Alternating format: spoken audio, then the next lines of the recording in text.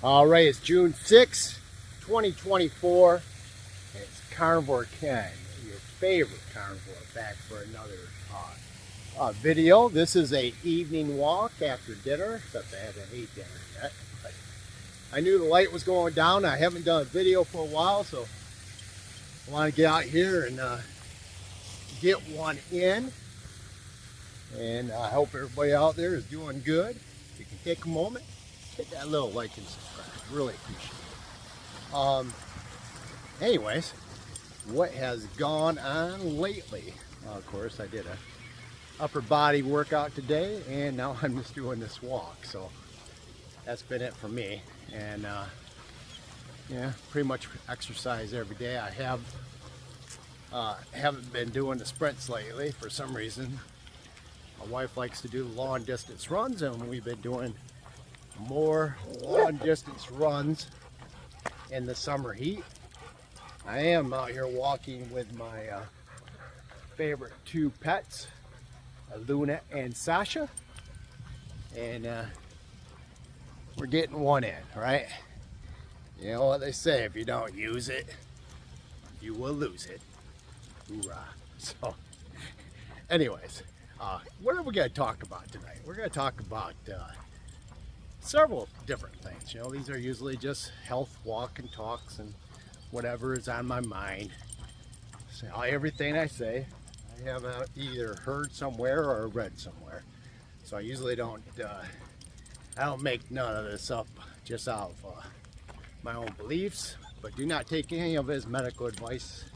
It's just a guy on YouTube, an old 64-year-old guy that has dug in deep to health and fitness since I retired in 2014. This has been my journey, and so far so good. So regrets. Let's talk about some regrets I have. I've been now on low carb for almost 7 years. The last 3 years have been carnivore. One of the regrets I have is that I didn't go on carnivore when I was a much younger man. You know, where would I have been right now if I would have did decades and decades of being on the carnivore diet? You know, I have always exercised. That's one thing that I've always done my whole life. So pretty heavy since the age of 24. So 40 years been exercising. So I got that part down, but I never did have the eating part down. And you know, I was just following what everybody was telling you to do. You know, eat lean meats and your vegetables and your fruits. Stay away from fatty food, and you know, don't eat too much bacon. Don't eat too much eggs. You know, eat your grains.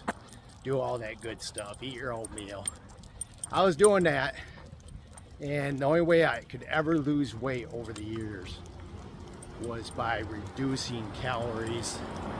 And you know, I'd get very slim because I would really cut down, and you know, kind of fast, but still eating the you know, lean foods. And it was never something I could stick with. So I would lose weight and I would gain weight. I would lose weight and I would gain weight. So that's one reason why I wish I would have found carnivore a long time ago, because carnivore, once you do it for like 90 days, you're pretty much hooked, and you don't have to go through all the weight fluctuations your whole life. At least that's what I think. I think if you do it for 90 days, you'll be feeling so good, there's no turning back. That's why I wish I would have found this a long time ago. So that's one regret I do have, because the fact that I gained weight and I lost weight, and I gained weight and I lost weight, I have a lot of loose skin, you know, where I would probably, you know, I wouldn't have loose skin on my stomach. I'd have a lot more defined abs right now. And I know that's just vanity, but you know, if you're going to work out your whole life, you know what, you want to look like you worked out your whole life. And the the loose skin accumulated from, gaining weight. In fact, when I was gaining weight and getting overweight, I was working out the whole time. I was just gaining weight, so I was a fat guy that worked out. But that caused, when I finally found the carnivore low carb diet, and I finally lost my weight for good, that loose skin, especially as you grow older, doesn't just bounce right back. If you're a young guy and you go on a low carb carnivore diet and you stick with it, young people, their skin, their elasticity tends to bounce back, so you won't have the problem that I have. So at least not to the degree. So you'll probably be able to get a six-pack and maintain it. So young people, I would really consider finding, especially if your weight has been fluctuating, you're doing the same thing I did my last 40 years of working out. The weight fluctuations up and down. Try a carnivore diet, and you'll see what I'm talking about. The proof is in the pudding. No longer will you be fluctuating up and down. You'll get down to a weight, and you'll be able to maintain it, and you'll be able to stick with the diet, because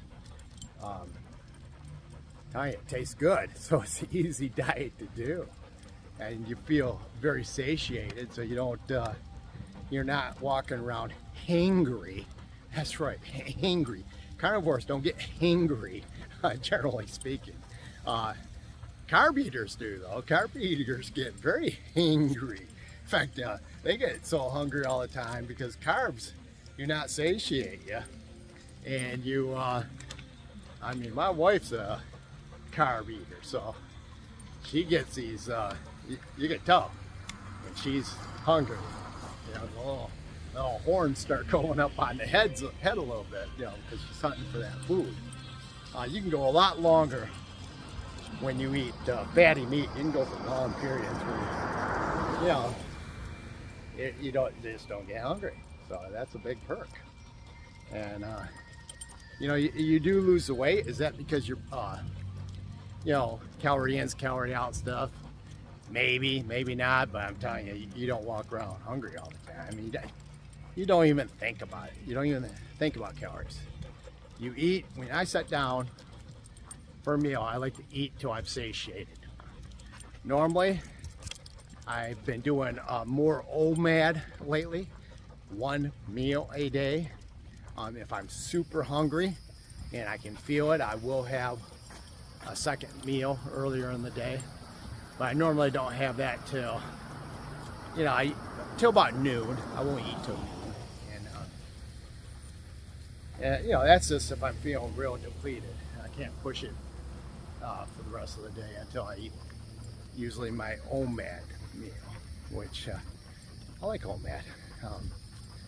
But I'm also concerned about making sure I get enough protein in, because you don't work out and do resistance training to lose weight and lose your muscles at the same time. That's kind of not a very smart thing to do, I think, because one thing you want to maintain as you age is your muscle mass as much as possible. It helps with metabolic problems. It helps you, it keeps you strong, keeps you from being frail, and you can do a lot more.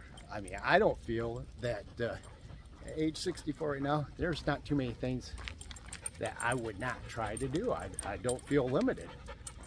I mean, I'm not the fastest runner in the world. When I do, I think I'm running fast when I'm doing my sprints. I can see that I'm not the fastest runner, so I probably lost a step along the way as I age, but my strength is still there. I was mentioning, 225 today, and I usually don't go above that, but I was doing that, for, 4 or 5 reps, and I didn't just jump up there. I worked my way up there, so that's pretty good for me. I mean, I want to make sure I don't have any injuries along the way. so I don't do too many crazy things. Like my neighbor, he does jiu-jitsu all the time and constantly get injured. So, you know, that's not my cup of tea. I don't want to get injured. So I'm doing my fitness routine. Is all about maintaining my vitality and being able to do things as I age. I do have a younger daughter. I mean, believe it or not, a younger biological daughter.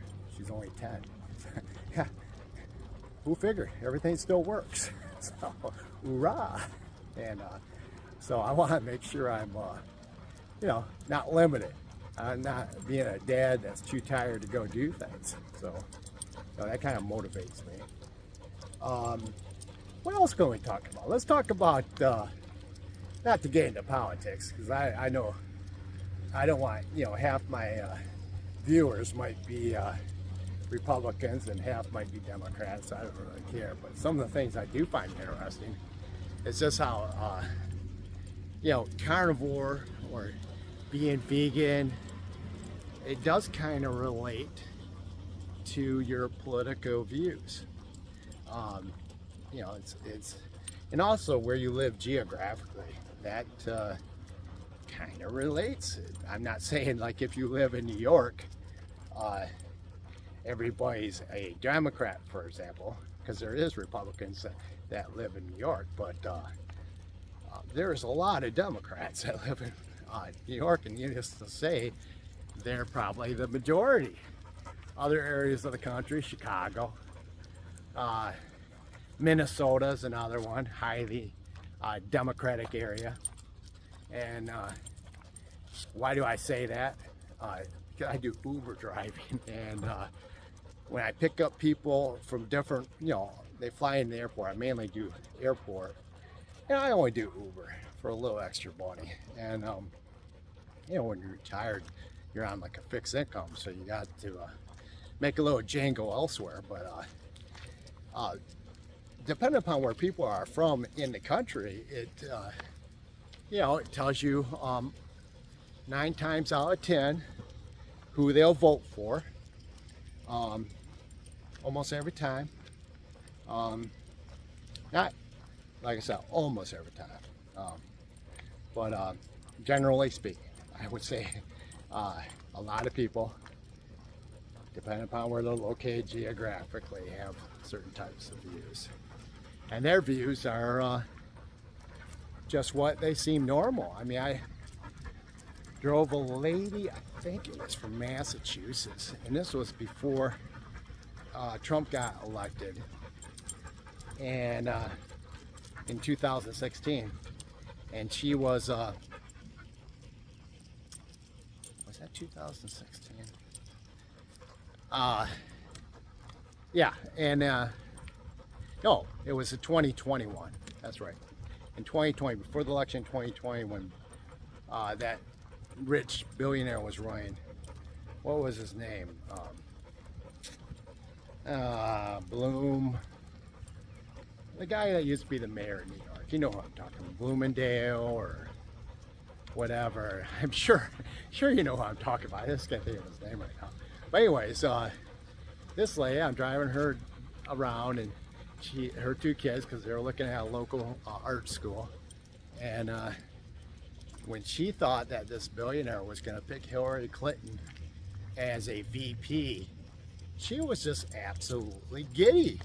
And then she kind of looked at me and she goes, well, I bet you're probably voting for Trump. And it was like, you know, to me, not that, you know, I voted both ways. I consider myself independent, but to get giddy about Hillary Clinton, nothing about her excites me. And I mean, I actually voted for Al Gore, believe it or not. So against George Bush, I you know, so I go both ways. But more and more nowadays, because the left has been kind of, you know, getting so far out there that you know, it makes me hard. It would be hard for me to vote for a Democrat right now, because I'm a little bit more conservative in social views. Just for example, I don't think biological males should be playing in girl sports. The idea that there's going to be somebody out there, you know, I do have a 10-year-old daughter and she plays softball, let's say, and there's some dude, you know, pitching 90-mile-per-hour underhand softball pitches to her. Just because he identifies as a female, I just don't think that's fair. And there was a time when there was a lot of, you know, in the older days, there was a lot of women activists that I think that would discuss some women rights and everything. And now they don't seem to get too upset about it. It kind of amazes me.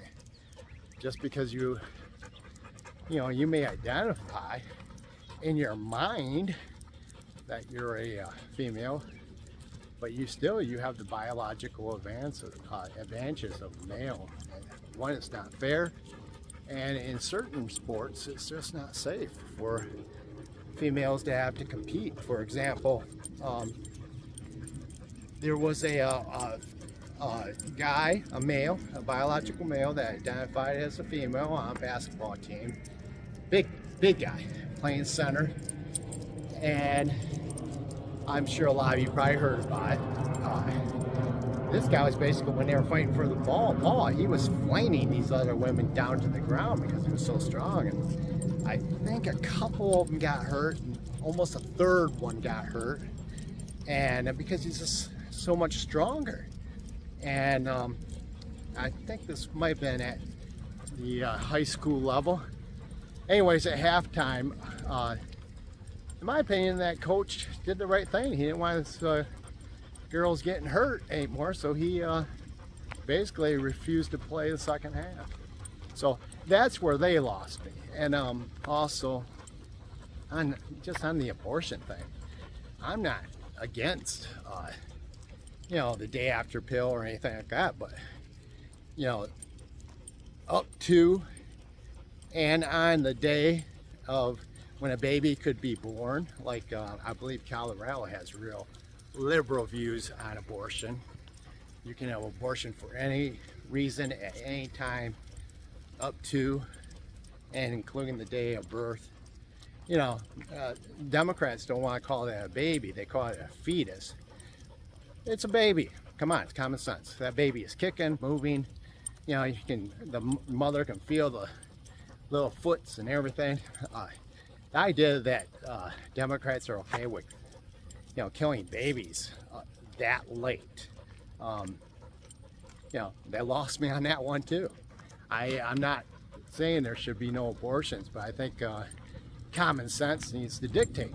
And unlimited, I mean, there's some people that are not very intelligent, unfortunately.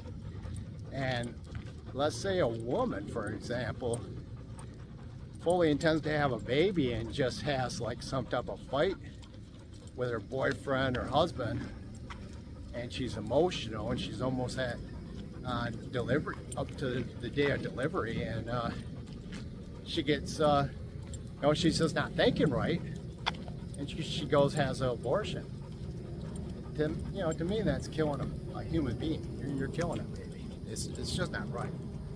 And anyways, that's why I've kind of this independent's been kind of going to the right. I just want some common sense. And the southern border is another thing. I have a lot of Latinos that are in my family. All right. In fact, my 10-year-old, she's half Latino. So, you know, I understand people want a different life, but you know, having a border where you're just, you know, it's just utter chaos, people crossing the border, that's going to damage America. It's going to bring down, you know, it's going to hurt the working class a lot more, because those people are willing to work for less. And, you know, big business here knows it. Why do I go through all these housing developments, even the one I'm currently going through? When it was being constructed, I'm seeing, large groups of Latinos working out here. Are those all, do they all have work permits? Do they, you know, do you really believe that? Because I don't believe it. And they were out here on Thanksgiving Day. I went out the back room of my house, or, you know, out through the back door, standing outside, and I could hear the air guns going out over here, but in this neighborhood, because this neighborhood was being built at the time. And Thanksgiving Day, you know, they're not going to get Americans to come out and work on Thanksgiving Day. I'm sorry. My guess is a lot of illegals, and they're just working here. And I see it all over when I'm driving, all over. You know, I live in South Georgia. I mean, it's hot out here. I see this is really a booming area. Large construction, warehouses going up everywhere, just all this construction everywhere. So it looks, you know, occasionally I see somebody that's not Latino, but most of those hardworking people out there are Latinos, so God bless them, but I don't think they're all documented. And I know they're not. You know, because I am married to a Latino woman, and I do have a lot of family members that are Latinos. I know a lot of them that work, and they work without Social Security. Some of them work with fake Social Security numbers, which are, you know, technically that's a felony, but those ones aren't my family members, but those are people that I have known. But I know people that, you know, they just work, and companies love them, because some of the jobs they're doing, Americans just won't do. I don't know what the answer is, but you know, it really affects. It's both the Republicans and the Democrats' fault. My neighbor, when I used to live in Michigan, I had a neighbor, and they were both illegals, and he told me that they could stop at any time they wanted. He said all they got to do is verify ID. I think that's what he called the program. And if they put the responsibility on the employer to verify ID, they had to verify that somebody had the proper credentials to work in the United States, and they would get fined if they got caught severely. It would probably, you know, he said people just wouldn't come here because there wouldn't be work for them. But that isn't happening because both parties want them here. From what I can see, the Republicans want them here as a basically affordable labor. You know, Americans want better, you know, better life. They want to make more money, and here comes a little dog. So there we go, little killer dog. Come and check out my golden doodle. So, oh, that's all right. So anyways, the Republicans want them here, want the immigrants, the illegal immigrants here, for cheaper labor, and the Democrats want them here for a perceived voting base in the future that would, you know, vote for them, hopefully, in their eyes, because they did have this open border policy. And say what you want, they can say it's not, but it is open border. And I think that it's all about power in their eyes. But one thing they don't realize, you know, they're hurting themselves to a degree, because if the black vote ever turns away because they don't like, you know, the people coming across the border, forcing, you know, causing their wages to drop, you know, the Democrats could be shooting themselves in the foot, right? Anyway, that's kind of why I'm not voting for the current Democrats, but because they lost me in those areas. Anyways, what else do I have to say? The difference, geographical, where you live, how you perceive things. Let's talk about other things. Carnivore, vegan. Who is more likely to be a vegan? Would you say a carnivore? No, excuse me, cancel it. Who's more likely to be a Democrat? If you're edit that out, Oprah's. Okay. You have a carnivore and you have a vegan. Is a vegan more likely to be a Republican or more likely to be a Democrat? Answer? Democrat. No doubt about it. Now, am I saying all vegans are Democrats? No, but they're more likely to be Democrats, okay? Who is more likely to be on board with fake meats and fake eggs and push it out for people to consume these multi-ingredient fake food slop? Is that a more likely to be a Republican or more likely to be a Democrat? Answer? Democrat. Yay! No doubt about it. I could see the Republicans more for big cattle than fake meats and fake eggs, or steak made in a petri dish in some lab somewhere. What else? Who's more for censorship of just of thought, whether it's scientific studies or not? Let's say over the the past pandemic, who was more for censoring views? Would you say that would be a Democrat or is that a Republican? Answer: Democrat again, more likely to agree with censorship because they want to control your view. And this is America, man. I was highly disappointed during the 2020 thing. Because I couldn't believe that we were being censored like that, and it was disappointing. I was disappointed in America. I thought we were freer than that. I'm sure there's a lot more examples, like who's more likely, here's that one, who's more likely to think men playing in women's sports that identify as females, who's more likely to think that is okay? Would that be a Democrat or a Republican?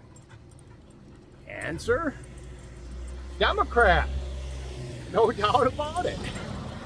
Way more likely that would be a Democrat, right? We already know who's more likely to be okay with people, a lady have an abortion on the date of delivery instead of delivering the baby, just having the baby murdered. Who's more likely to be okay with that? A Democrat or a Republican? No doubt a Democrat. So these are things that is just weird. It's how people see life, and they're so confident in their views. I drove this one girl. She told me that the more higher education that a human being gets, the more likely they are to vote Democratic. And you know what? She's probably right to a degree, because a lot of our institutions seem to me, just to be brainwashing the institutions. They're giving all these degrees out in things that, you know, I don't even know if there's a job market for it.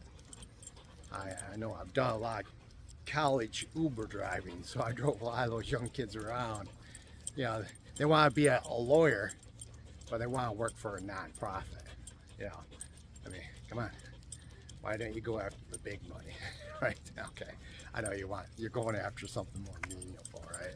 Because most of them, especially where I drove, University of Michigan, you know, some of the students are from Michigan, but a lot of them are from California or New York, and you know, mom's a dentist, dad's a doctor, and you know, they've been taking care of most of their lives, right?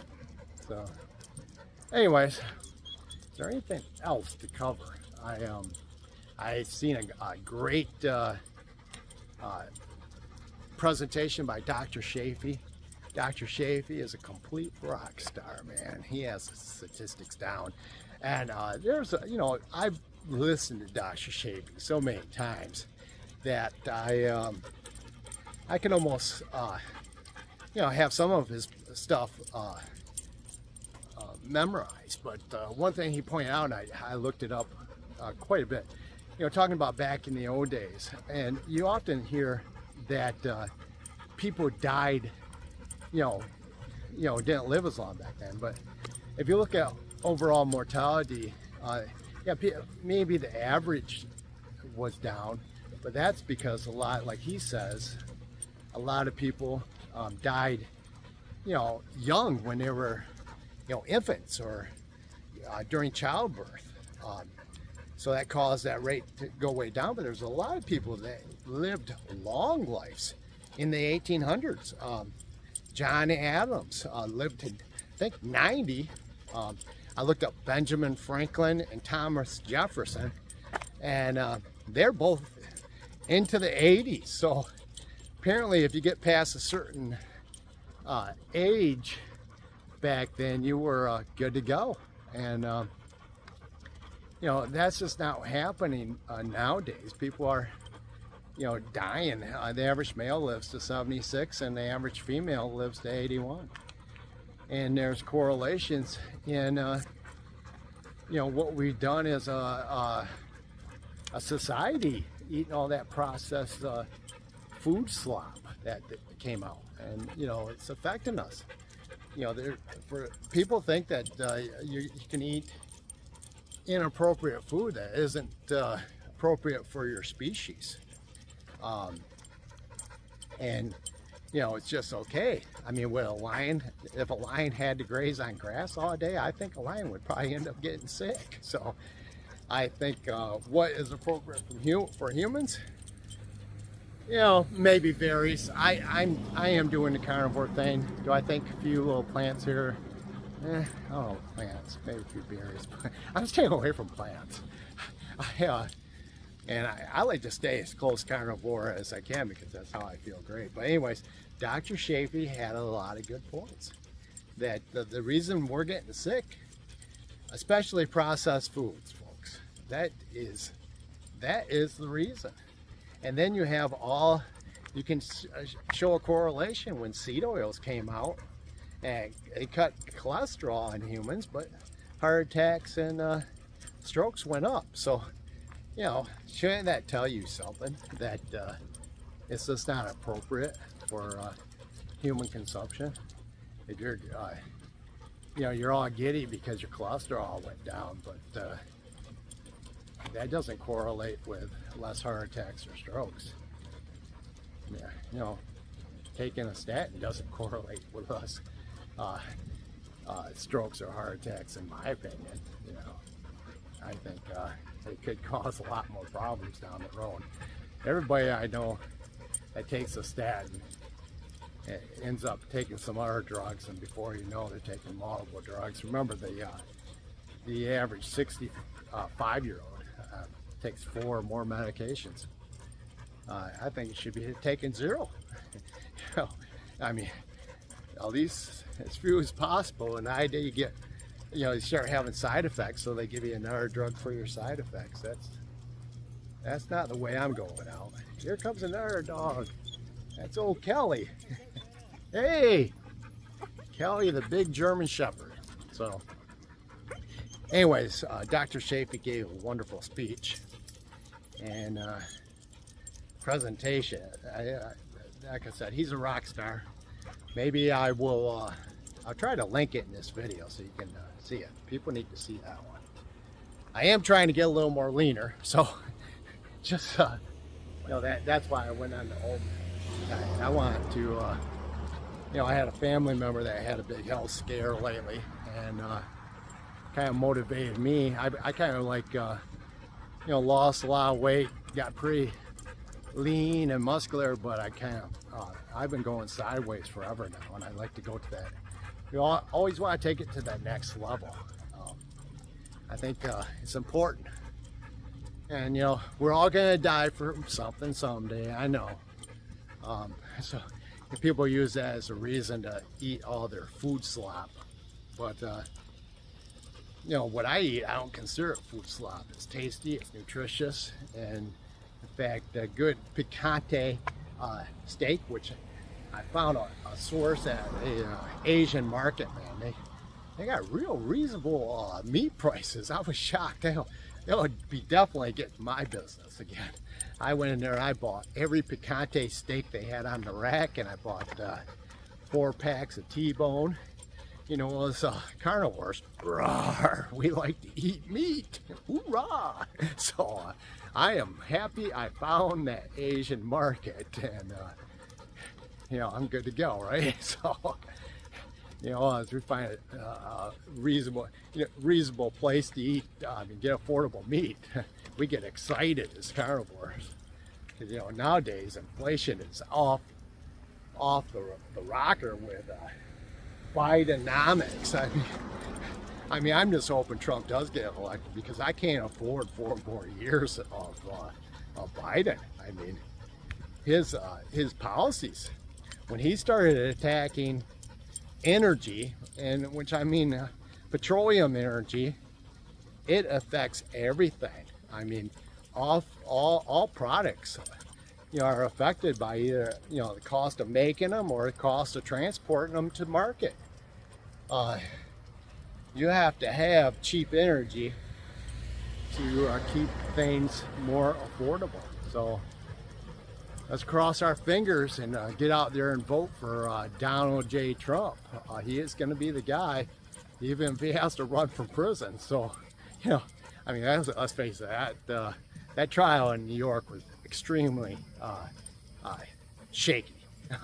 I mean, they would not have, I mean, they let criminals, you know, just go free there all the time. But watch, they're going to stick Trump in a jail or prison just because all their left crazy folks will be giddy about it. So I'm pulling for Trump, and if he doesn't go, get in, you know, I guess things may change eventually when things get so bad, because we're gonna keep on going down the toilet if we don't change directions in the United States of America.